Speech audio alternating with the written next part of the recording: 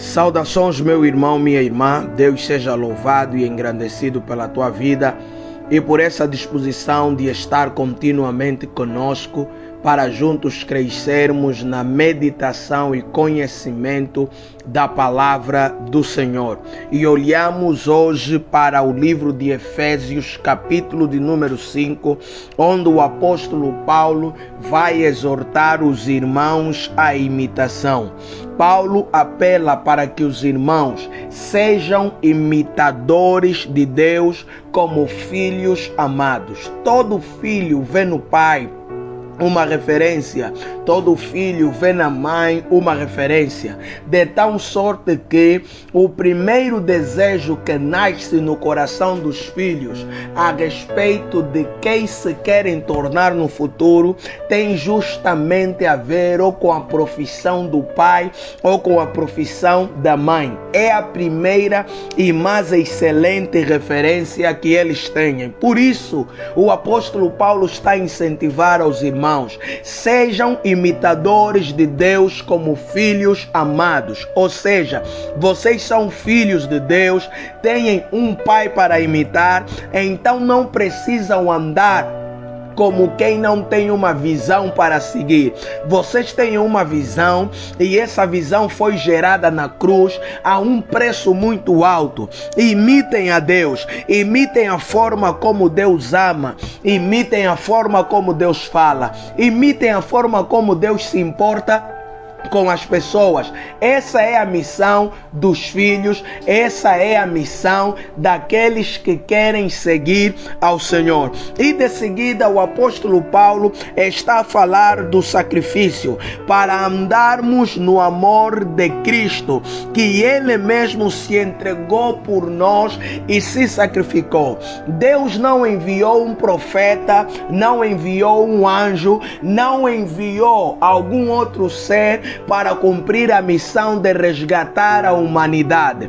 Ele mesmo se entregou por nós e padeceu em nosso lugar. Por isso, sacrifício é um processo e uma necessidade para aqueles que querem viver uma vida que agrada o coração de Deus. Sacrifício implica largarmos a nossa zona de conforto, abandonarmos aquelas coisas que gostamos, rendermos nossa vida completamente a Deus. Sacrifício significa não aceitar com que a nossa carne, vontades e emoções nos dominem, mas pelo contrário, aceitarmos ser guiados e dominados pelo Espírito, ainda que isso possa nos doer, porque anula os nossos desejos e vontades. Ainda assim, o caminho do sacrifício, a obediência, é o melhor caminho para se chegar ao coração de Deus. E o apóstolo Paulo de seguida fala de fornicações, impurezas, de todo o pecado, como ele citou em Gálatas 5:19, que apodrecem o coração do homem e enfraquecem o nosso relacionamento com Deus. Paulo está a dizer que estas coisas nem ainda se nomeiem entre vocês, ou seja, para aquele que nasceu de novo, as conversas voltadas à imoralidade, para aquele que nasceu de novo, as práticas voltadas à imoralidade, as práticas voltadas a pecados perversos sexuais, as práticas voltadas para uma vida desleal e infiel, não devem fazer parte do coração do crente que se rende a Deus, não devem fazer parte daquele que é chamado nova criatura,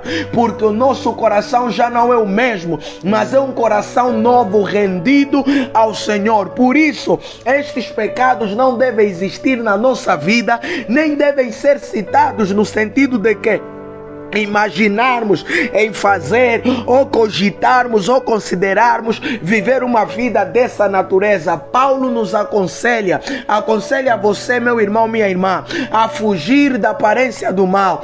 Fuja do pecado, fuja de tudo aquilo que te liga constantemente à carne e te faz ser uma pessoa contrária àquela que Jesus te chamou para ser. Por isso Paulo está a dizer que o avarento é é idólatra, no versículo 5. Por que o apóstolo está a dizer isso? Porque o avarento coloca nas coisas o amor que ele deveria colocar na cruz. O avarento dedica para as coisas, para o dinheiro, o amor que ele deveria dedicar para Deus. O avarento se pega às coisas ao invés de se apegar a Deus. Por isso é que o Senhor falou que é muito difícil para um rico entrar no reino dos céus. Não quer dizer que os ricos são pecadores, não. O que o mestre está a dizer é: se alguém se enriquece sem relacionamento com Deus, se alguém se enriquece sem conhecer a face de Deus, normalmente este ser humano coloca o dinheiro e as coisas no lugar que deveria colocar Deus. Por isso não consegue se afastar, se desapegar, não consegue se equilibrar muitas vezes, e então assim também é a avareza. E todos nós hoje estamos a correr riscos de ser avarentos se não buscarmos a face de Deus. Como assim? Hoje estamos a viver tantos problemas sociais, tantos perrengues sociais, que quando temos a primeira possibilidade de se ingrar ou prosperar na vida, parece que há uma vingança dentro de nós, há um desespero dentro de nós para desfrutar daquilo que antes estávamos privados. Mas precisamos ter cuidado para que não nos afastemos do Senhor. Meu irmão, minha irmã, quando Deus te abençoar, se Deus já está a te abençoar, lembra, não é sobre as bênçãos de Deus, é sobre o Deus da bênção. Apega-te ao abençoador e não à bênção. Por isso Paulo está a aconselhar: não devemos ter amizade com pessoas que não querem saber da cruz. Não devemos ter amizades com pessoas que não querem saber de Jesus. Teu melhor amigo não pode ser um incrédulo. Tua melhor amiga não pode ser uma mulher que além do seu marido tem namorado. Teus companheiros não podem ser aqueles que desprezam a cruz, desprezam a moralidade e desprezam os bons requisitos sociais de convivência. Teus melhores amigos precisam ser pessoas que creem em Jesus Cristo como único e suficiente Salvador, porque esses não vão comprometer a tua visão, pelo contrário, vão ajudar na visão que Deus te mostrar para a tua vida. Por quê? Porque a luz se manifesta a todos e essas pessoas detestam a luz. Se você reparar, na escuridão nada se enxerga. Quando uma pessoa fica muito tempo na escuridão e de repente se lhe é mostrada a luz, essa pessoa se assusta. Por quê? Porque a luz incomoda. O contrário, se eu estou na luz e vem a trevas, eu não me assusto, porque há ainda o efeito da luz sobre mim. Mas quando eu estou nas trevas e vem a luz incomoda, porque a luz mostra tudo, esclarece tudo, a luz denuncia tudo. Por isso, meu irmão, ande debaixo da luz, tenha uma vida reta, tenha uma vida sem dúvida, sem mancha de trevas, tenha uma vida sem manchas de corrupção, tenha uma vida santa, assim como a Bíblia nos incentiva a termos e a vivermos para a glória do nome do Senhor Jesus. Por isso, para andar na luz, ter uma vida santa, uma vida de acordo à vontade de Deus, precisamos nos encher do Espírito Santo. Por que o apóstolo fala: não vos embriagueis com vinho, no versículo 18? Porque é a saída que muitos seres humanos usam quando o ser humano está frustrado, desorientado, desmotivado. Ele procura se apegar aos vícios, ele procura se inclinar às coisas que lhe concedem um prazer rápido, que lhe concedem a dopamina da satisfação, a recompensa, mas que na verdade não alcança a sua necessidade plena. Por isso, meu irmão, Paulo está a dizer: vocês não precisam de improviso, vocês não precisam de depender de substância alguma, vocês precisam apenas depender do Espírito Santo de Deus. Ele é o nosso motivador, Ele é a nossa segurança, Ele é a nossa paz. É dele que queremos estar cheios para manifestar a vontade de Deus. Como ser cheio do Espírito Santo? Leia a palavra de Deus todos os dias. Como ser cheio do Espírito Santo? Ore sem cessar todos os dias.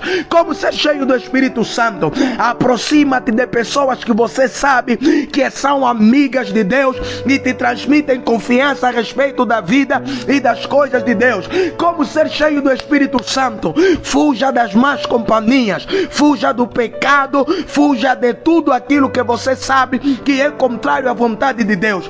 Como ser cheio do Espírito Santo? Peça a Deus que te encha do Espírito e Ele não vai negar esse pedido.